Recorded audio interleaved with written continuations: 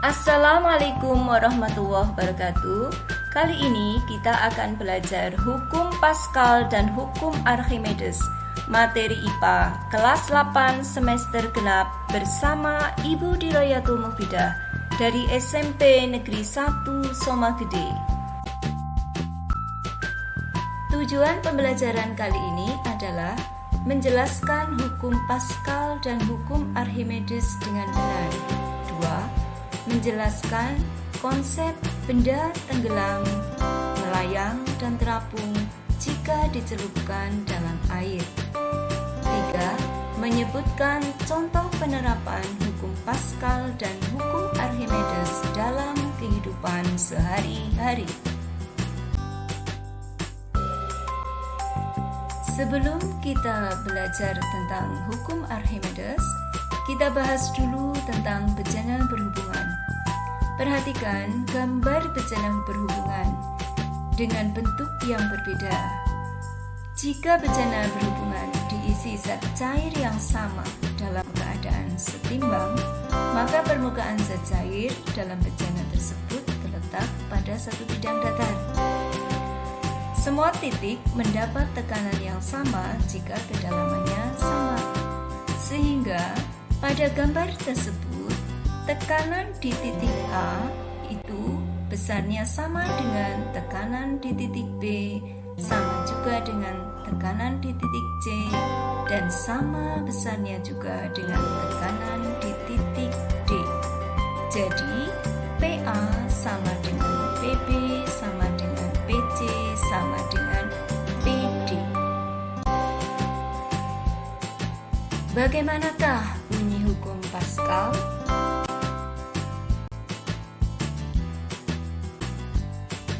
Hukum Pascal dinyatakan oleh Blaise Pascal. Dia menyatakan bahwa gaya yang bekerja pada suatu zat cair dalam ruangan tertutup, tekanannya diteruskan oleh zat cair itu ke segala arah sama besar. Perhatikan gambar berikut. Sebuah mobil diangkat dengan mesin hidrolik pengangkat mobil. Pada gambar tersebut, pengisap kecil yang terdiri dari F1A1, tekanannya itu diteruskan ke pengisap 2, yaitu F2 dan A2, sehingga tekanan pada pengisap 1 sama dengan tekanan pada pengisap 2.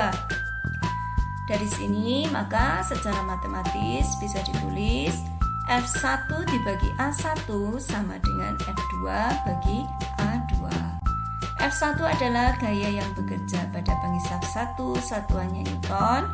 F2 adalah gaya yang bekerja pada pengisap 2, satuannya juga Newton. A1 adalah luas penampang pada pengisap 1, satuannya meter persegi. A2 adalah luas penampang pada pengisap 2, satuannya juga meter persegi. Contoh penerapan soal hukum Pascal. Soal yang pertama, perhatikan gambar berikut.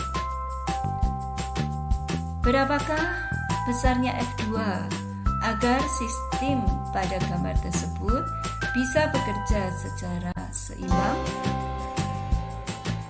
Oke, kita selesaikan soal tersebut. Diketahui F1 sama dengan 40 Newton, A1 sama dengan 0,01 meter persegi, A2 sama dengan 0,04 meter persegi.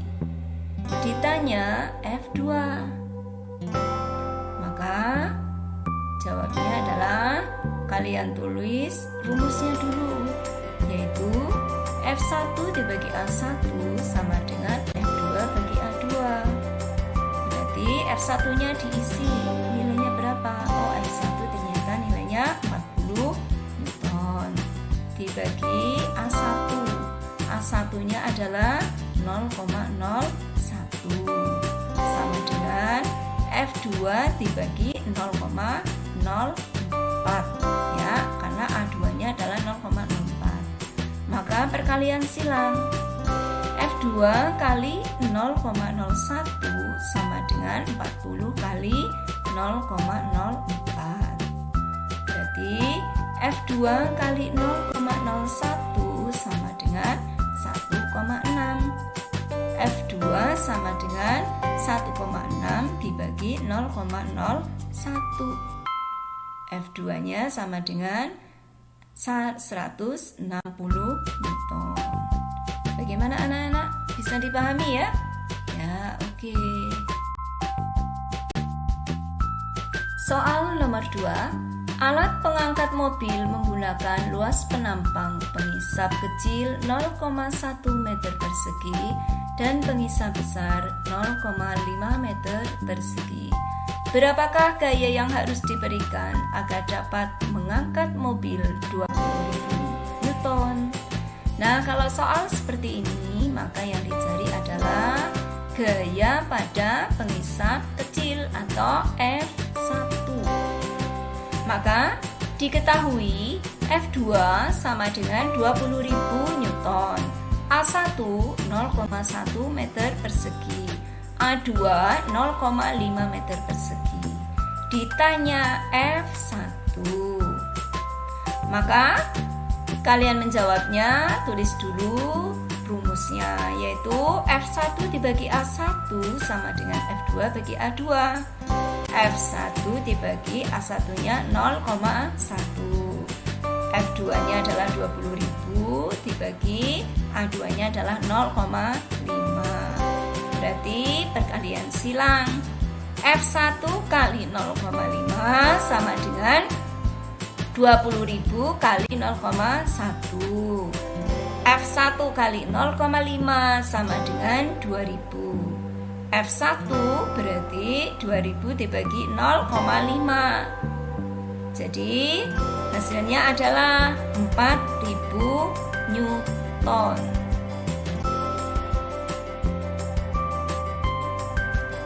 Soal nomor 3. Dongkrak hidrolik di sebuah bengkel digunakan untuk menaikkan mobil, seperti pada gambar berikut. Berat mobil menyebabkan tekanan 10 Newton cm persegi pada pengisap besar. Jika gaya pada pengisap kecil 150 Newton, hitunglah luas penampang pada pengisap kecil.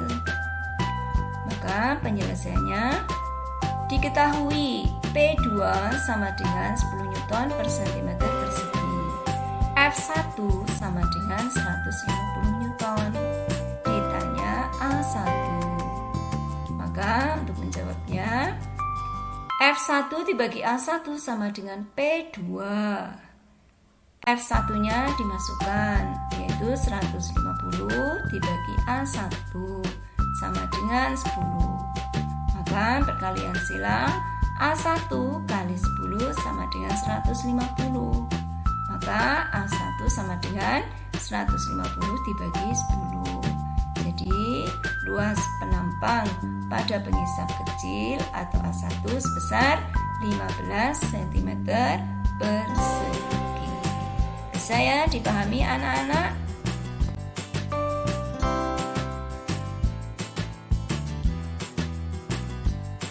Berikan contoh penerapan hukum Pascal dalam kehidupan sehari-hari.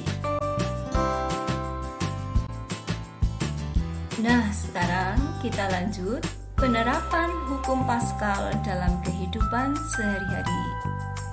Contohnya adalah pada dongkrak hidrolik. Coba kalian perhatikan gambarnya. Saat pengisap kecil diberi gaya tekan, gaya tersebut akan diteruskan oleh fluida atau minyak yang terdapat di dalam pompa. Akibatnya, minyak dalam dongkrak akan menghasilkan gaya angkat pada pengisap besar dan dapat mengangkat beban di atasnya.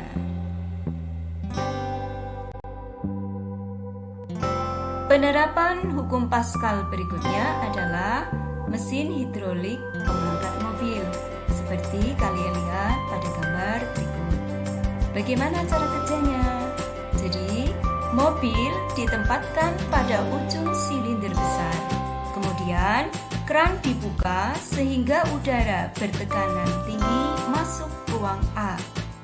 Udara ini akan mendorong minyak sehingga minyak bergerak sepanjang pipa, lalu naik ke atas pada pipa penampang besar di pengisap B. Pengisap B terdorong naik ke atas dan mobil terangkat. Penerapan hukum Pascal yang ketiga adalah pada rem hidrolik, seperti pada gambar berikut. Jadi, kerjanya adalah ketika menekan pedal rem, gaya yang diberikan pada pedal akan diteruskan ke silinder utama yang berisi minyak rem. Selanjutnya, minyak rem tersebut akan menekan bantalan rem yang dihubungkan pada sebuah piringan logam sehingga timbul gesekan antara bantalan rem dengan piringan logam.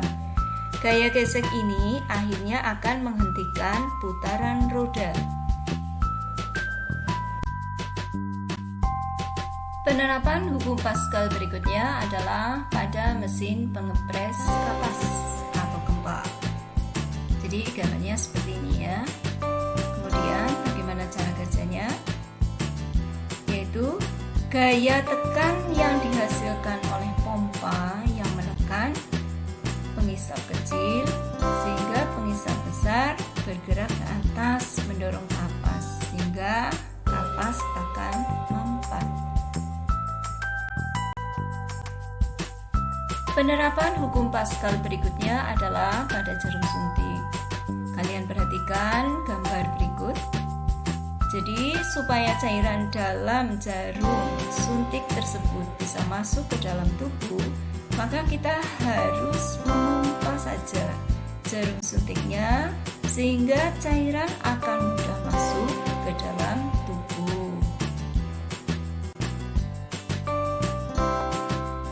Untuk hukum Pascal bisa dipahami ya anak-anak? Oke, kita lanjut ya. Perhatikan ilustrasi berikut. Ini ada sebuah kapal, kemudian ada laut ya. Nah, bagaimana? Nah, ternyata kapal bisa terapung ya di atas permukaan air. Nah, pertanyaannya mengapa kok bisa? Padahal kapal itu dibuat dari besi ya. Nah, ternyata kapal dapat terapung di atas permukaan air itu karena apa? Karena kapal mendapatkan gaya ke atas yang sama besarnya dengan berat kapal. Kita akan bahas tentang hukum Archimedes yang dikemukakan oleh seorang ilmuwan dari Yunani yang bernama Archimedes. Bunyi hukum Archimedes adalah benda yang tercelup baik sebagian maupun seluruhnya ke dalam zat cair akan menerima gaya dorong ke atas sebesar berat zat cair yang dipindahkan. Besarnya gaya dorong ke atas berlawanan dengan dorongan benda ke bawah. Mengapa benda dapat tenggelam, melayang, dan terapung bila dicelupkan dalam air? Benda dapat tenggelam ketika dicelupkan dalam air karena massa jenis zat cair lebih kecil dari massa jenis benda, sehingga gaya angkat lebih kecil dari berat benda atau Fa lebih kecil dari W. Contohnya adalah besi atau baja akan tenggelam jika dimasukkan dalam air.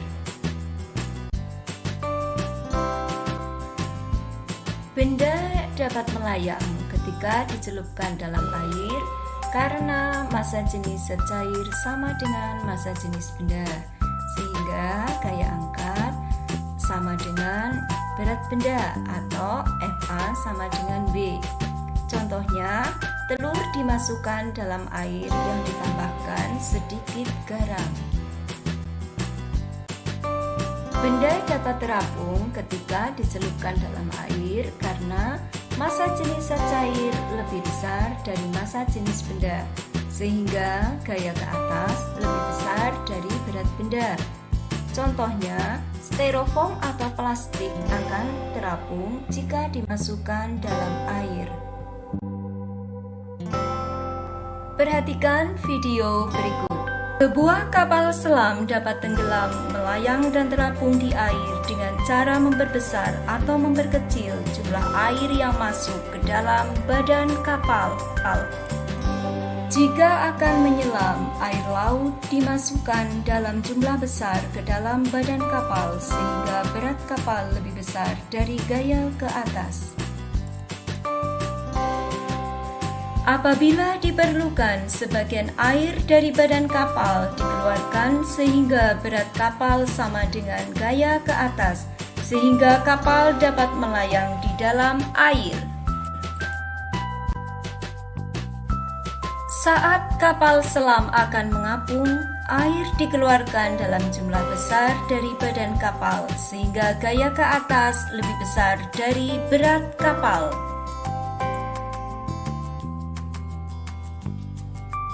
Besarnya gaya ke atas dipengaruhi oleh massa jenis zat cair, gravitasi bumi, dan volume zat cair yang dipindahkan oleh benda yang tercelup. Secara matematis, besar gaya ke atas dirumuskan sebagai berikut. Fa sama dengan Rho kali G kali V, dengan Fa sama dengan gaya ke atas, satuannya Newton. Rho sama dengan massa jenis zat cair, satuannya kilogram per meter kubik. G sama dengan percepatan gravitasi, satuannya meter per sekon kuadrat. V sama dengan volume zat cair yang dipindahkan, satuannya meter kubik. Contoh soal penerapan hukum Archimedes. Yang pertama, sebuah perahu terapung di atas air dengan bagian bawah tercelup sebanyak 3 meter kubik. Jika diketahui massa jenis air 1000 kg per meter kubik, percepatan gravitasi bumi 10 meter per sekon kuadrat, berapakah gaya ke atas yang diberikan air terhadap perahu? Nah, untuk menyelesaikannya, kalian tulis dulu. Diketahui V sama dengan 3 meter kubik. Rho sama dengan 1000 kg per meter kubik, G sama dengan 10 meter per sekon kuadrat. Ditanya Fa, jawab. Maka untuk menjawabnya, kalian tulis rumusnya. Fa sama dengan Rho kali G kali V.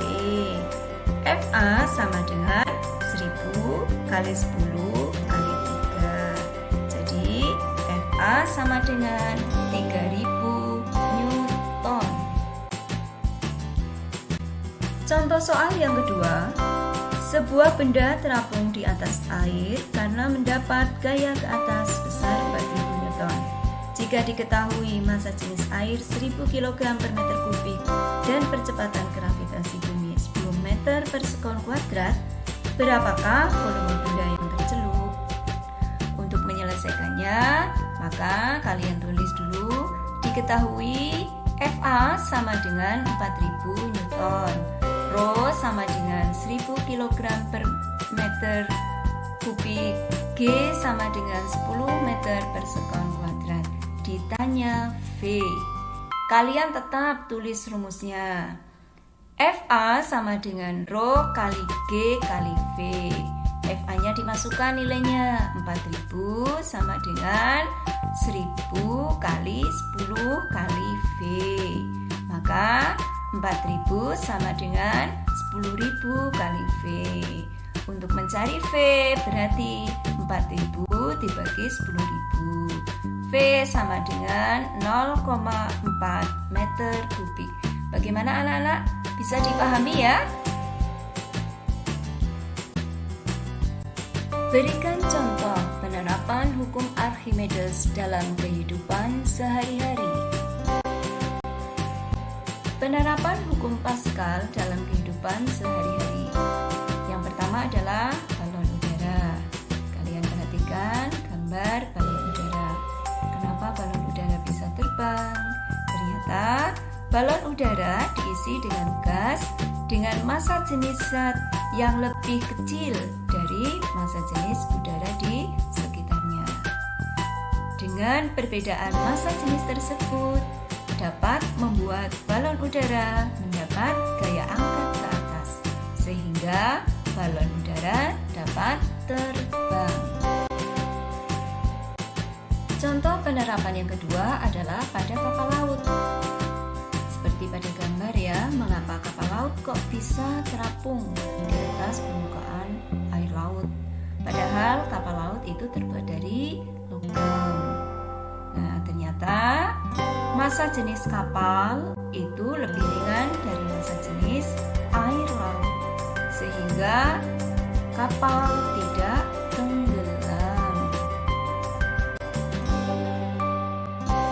Penerapan hukum Archimedes berikutnya adalah jembatan ponton atau jembatan apung.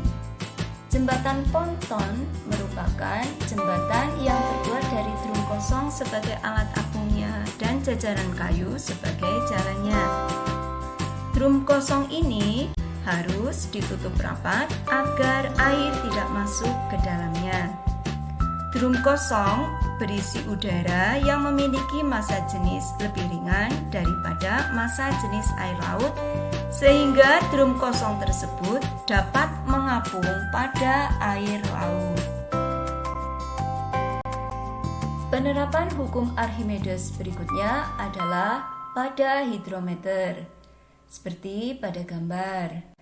Hidrometer merupakan alat untuk mengukur massa jenis suatu zat cair.